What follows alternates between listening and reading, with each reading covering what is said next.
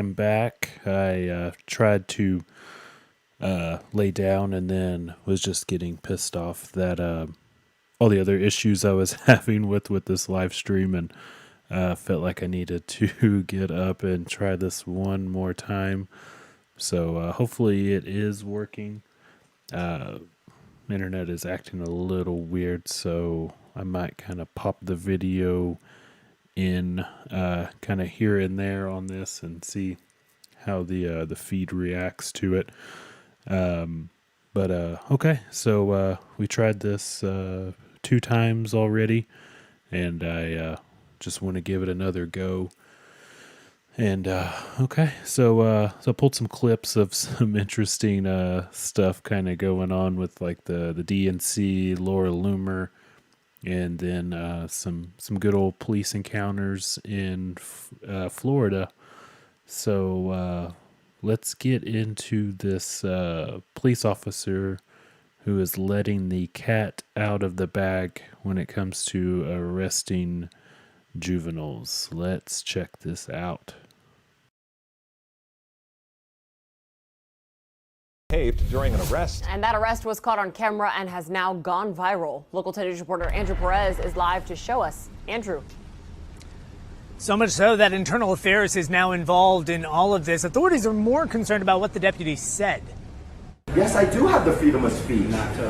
The video spreading like wildfire. An encounter between this teen and a Palm Beach County Sheriff's deputy. Oh, I don't have the freedom of speech to you? Yeah, I'm going to show you what freedom. Whoa, what are you doing? That's 19-year-old Kevin Wigan, who was handcuffed outside of a Tijuana Flats restaurant. It happened in Wellington. Deputies were called because the restaurant wanted a group of young people escorted off property. Employees say they were causing a disturbance. They were told to leave repeatedly. Wigan kept coming back, according to the police report. I'm going to show you what freedom. Whoa, what are you doing? That's when this confrontation quickly escalated. The deputy telling him he has no rights and that he'll show him what freedom of speech is. Whoa. Come on, man. Get them the High-profile attorney Benjamin Crump posting the video on Twitter saying police can't take away your First Amendment right. He added, Wigan. Okay, so that is pretty interesting stuff going down in Florida. Police can't tell you that you don't have a First Amendment right, obviously, and then just the news needing to reiterate that. Sounds kind of fascinating to me, but we do live in a crazy world right now, of course, as everybody seems to be waking up to this fact. So, man, there's some wild police out there, and I have a couple friends that are police, and I don't think they would ever act this way. But there's a lot of police officers out there, and we're not always going to find the right ones. And it is kind of scary when you think that you can give them a gun and all of that stuff. But good stuff, Florida. And so let's move on to Laura Loomer here. She is kind of an interesting one. She worked for Project Veritas, I believe, and then she's also done some stuff with Alex Jones. And I did not know a whole lot about her until kind of recently. She was called out by CNN for being a Islamophobe. It's kind of scary. You think that you can give them a gun. Damn, this phone. I swear to God. It fucks up everything, doesn't it? But I want to read some of these quotes. I want to quote some stuff from this CNN politics article, and it's pretty interesting.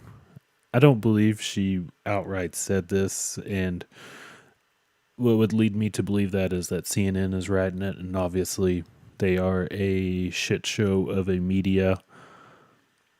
So I would take anything they say with a grain of salt. They could tell me that the sky is falling, and I would very, very much hesitate to believe that. But CNN has her quoted as she has described Islam as a cancer to humanity, and that she has called herself a proud Islamophobe. Now, what I find interesting about that is that she's probably talking about the radical Muslims, radical Islam, because there's radical wings to everything out there in this world. So it would probably be better if she phrased it that way, or the media didn't take her out of context on that kind of stuff, because I can say that there are bad radical Christians, and there's probably not that many in all. There's definitely like that one church, I can't think of the name of it off the top of my head, but it's like the Westboro Baptist Church. Those people are pieces of shit, and they go out there and pretty much just pissing off people, like soldiers who are getting buried, so pissing off their family. They're coming back dead from war.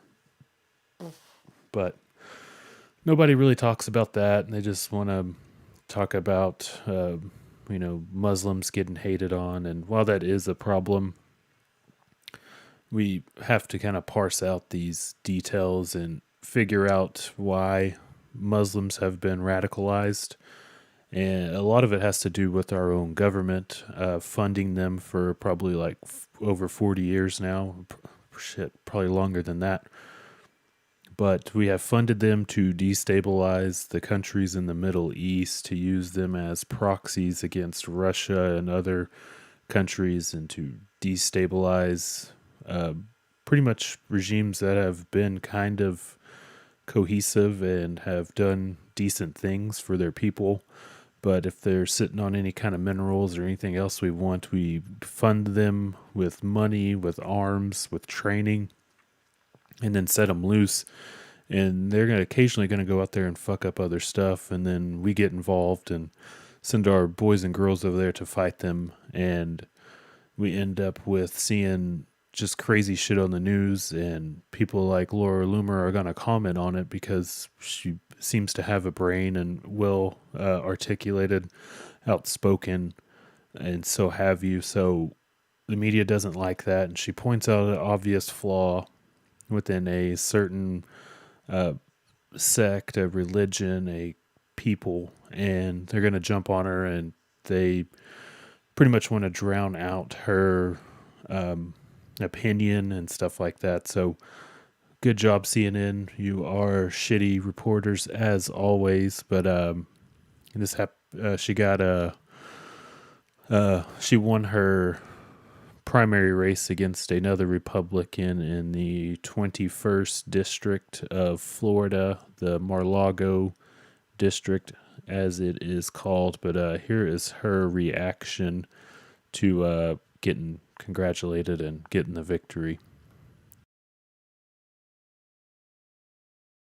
So, tonight was a historic, amazing night. I secured the Republican nomination in Florida's 21st Congressional District, and President Trump just tweeted about me. And of course, I had to find out about it from all of you because I banned on Twitter. So I can't even reply to the President of the United States tonight to thank him on Twitter. So you're just going to have to thank him for me. But I just wanted to say, Mr. President, it's an honor, and I am really looking forward to flipping your home district of Florida 21 red, and I'm going to fight for you. I'm going to fight for America. I'm going to help the Republicans take back the House. And, well, I don't think these Democrats know what's coming their way, but I am headed to Washington to provide you with some firepower and reinforcements, Mr. President. So I look forward to meeting you soon, next time you're back in the Mar-a-Lago district. All right, so yeah, pretty pumped down there, and I believe Roger Stone lives in that area also, so she's going to have plenty of funding and people to crank out funds for her, especially since she is kind of associated with Alex Jones, and that man, he's many things, but one of them is a pretty damn good fundraiser, so we'll see how that goes. And while we're still talking about this, she is, of course, like I was just reading that, is called an Islamophobe and things like that, but we let people like AOC and Ilhan Omar just spew the most ridiculous shit constantly, and hardly anybody says anything except for conservatives, and on podcast and writing and on radio shows, and so nobody really pumps that out into the mainstream media. So just kind of their own people that actually listen to that stuff. So a large part of people in the United States and even abroad think people like AOC are pushing out these messages of like hope or change to steal some Obama, that motherfucker, steal some of his sayings. But what they're really calling for is communism, destabilization, UBI to an extent, which I don't really know how I feel about that. I don't know how that would even be funded. But they push these very communist and socialist ideas, and at the same time, they just say orange man bad, fat, stuff like that. It's all playground tactics. So it'll be interesting. Her and then Marjorie Taylor Greene, who is a QAnon person, look like they might be on their way to the House of Representatives. So, it is what it is. There's a shit ton of them in there. So a couple radical right people isn't really going to upset the balance that much. It's not like they're running for Secretary of State or being appointed to. Kind of interesting. And speaking of AOC, I was trying to pull some clips from the DNC this week, and I couldn't really get much of anything. One of my earlier broadcasts, or attempts at a broadcast, I was trying to play this puff piece they put out on Wednesday night about Kamala Harris before she was, the whole celebration started for her, and where at the end Obama was basically saying he was passing the baton to her and not to Sleepy Joe. So it makes you really wonder who is going to be the president with those two. Joe's just going to be nodding off in the corner somewhere or walking around in his socks and underwear, maybe even his dick in a jar of peanut butter. But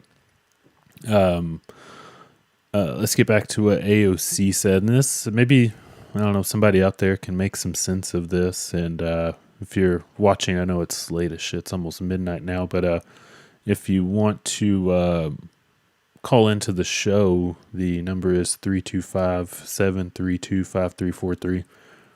You can just dial that off of a phone, and that will get routed to me via the power of Skype. So if you want to weigh in on some of this or shit, talk about whatever, ain't got too much longer I can stay up, but if you want to on that. But let's see what AOC said here, because it is kind of baffling to me on what the message is here. In a time when millions of people in the United States are looking for deep, systemic solutions to our crises of mass evictions, unemployment, and lack of health care, en el espíritu del pueblo, and out of a love for all people, I hereby second the nomination of Senator Bernard Sanders of Vermont for President of the United States of America. So, she might be saying, I've listened to this like 20 times, but she might be saying she supports his nomination of Biden, but just the way that's phrased is just very strange sounding. And I don't really know what to make of that. And then the Spanish in there, of course, I don't know what that means, but I was confused about the English parts of that. Very strange there. Let's see. Let's knock out one more clip here. I've done this. Like I said, this is the third time I've tried to do this on the live stream here. But I came across this. It sounds like a Trump ad for that Trump is pro-gay, which it's 2020, why wouldn't you be at this point? But let's just play a little bit of this and kind of see what we can make of it. President Trump is the most pro-gay president in American history. I can prove it. My name is Rick Grinnell. I'm America's first openly gay cabinet member. As a United States Senator, Joe Biden said gay people couldn't receive security clearances. Okay, so I wonder why Joe would say that. The only thing I could think of is maybe they'd be compromised, but I'm sure Joe said this a long time ago as well. But very interesting that Joe would say that, but he's more Republican than Democrat, I believe. Yeah, okay. Well, let's hop back into this for a few more minutes and see. Because we would be a security risk. Joe must have been terrified when Donald Trump appointed me as acting director of national intelligence. The fact that I'm gay didn't even faze Donald Trump. Joe Biden certainly didn't congratulate the appointment or even acknowledge it. But his silence was deafening. President Trump has done more to advance the rights of gays and lesbians.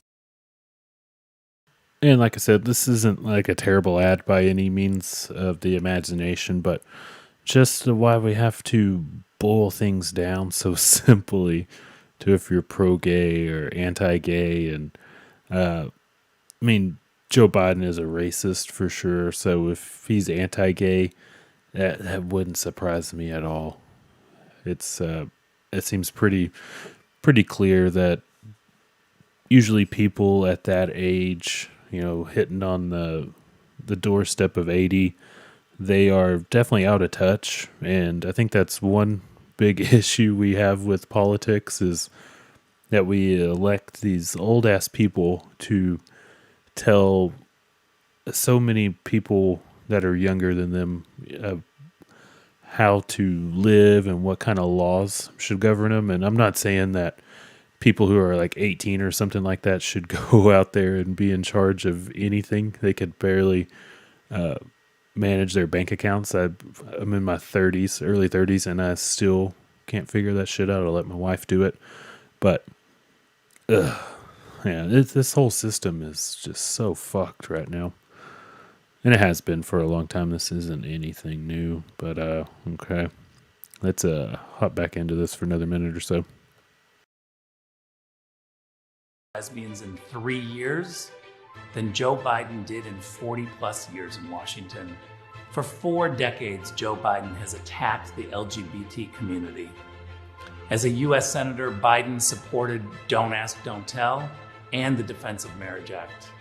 Biden voted to cut off federal funds to any school that teaches acceptance of homosexuality. Okay, of course, some of the stuff he was saying there that Biden was doing is shitty, but the fact that we think it should be okay to fund schools saying that, just talking about anything sexual, really, unless you're like 6th grade or however old, maybe that's way too young, but like, freshmen or sophomores, like saying, hey, don't have sex, that's okay. That's about the only reason why we need to bring sex into schools. We sure as hell don't need to go out there and do that. Let the parents take care of that. Let the counselors take care of that shit. I don't want anybody talking about any of that when it comes to kids in school. Parents are there for a reason, and it is to educate their kids on every facet of life. So I could care less if Joe tried to shut that down, but let's go at this one more time, I think, and then we can put a fork in this shit.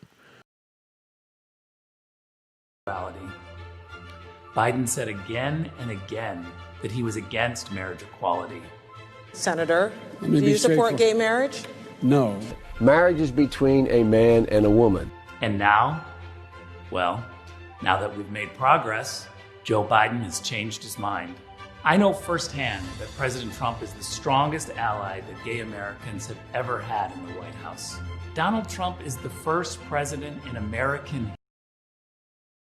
Okay, yeah, that's enough of that. I like that music in the background. It's so serious and to the point, and I'm sure that's not just for the gay voting bloc, which I have no clue how big that is, and more power to them. It's none of my business what adults do with each other consentingly. Just leave it, for adults. Figure that shit out. But yeah, kind of interesting ad. I don't know what to make of it, really. Like I said, I don't think there's that many gay bashing people out there anymore, except for maybe some really old people like Joe Biden. But okay. Well, like I said, I've done this a couple times already and kind of tired of talking about these clips, but it was just bugging the shit out of me and just wanted to knock this out. So, thank y'all for tuning in.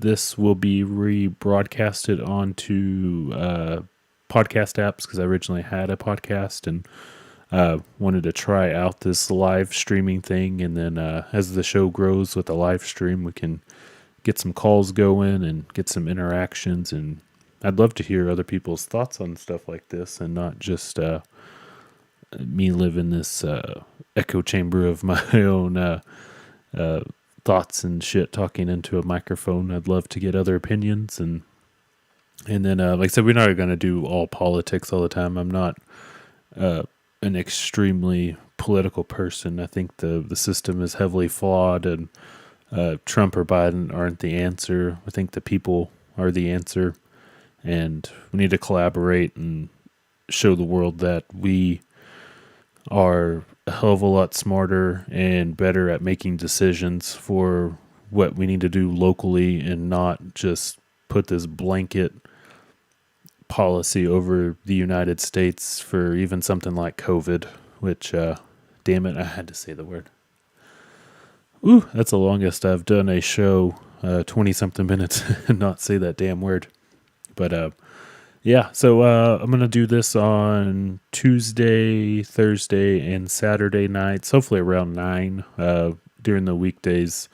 They'll be a little bit shorter, and then on Saturday we can go longer, especially when we get some calls and shit like that going. So, yeah, don't be a stranger. As you see the show on more and more, feel free to call in. I'm a very reasonable person. I like to have fun, and then I like to talk weird shit too, like flat earth, hollow moons, hollow sun, werewolves, Bigfoot, just, any kind of crazy shit. That's a hell of a lot more fun to talk about than politics, but with the election right around the corner, it's just gonna creep up. There's no way around it. But yeah, if you want to check me out on the social medias, I deleted Twitter off my phone, but I check it off the laptop because it's a hellhole. You can follow me on Twitter at Real Aaron Cole. Parler, I'm on there a little bit more, just mostly reposting some articles with my thoughts on them. And you can follow me at the Cole Report. And then if you need to email me something for some reason, people think they still do that every once in a while, but my email is thecolereport@protonmail.com. And that is all I got for tonight. We'll see y'all Saturday. Peace.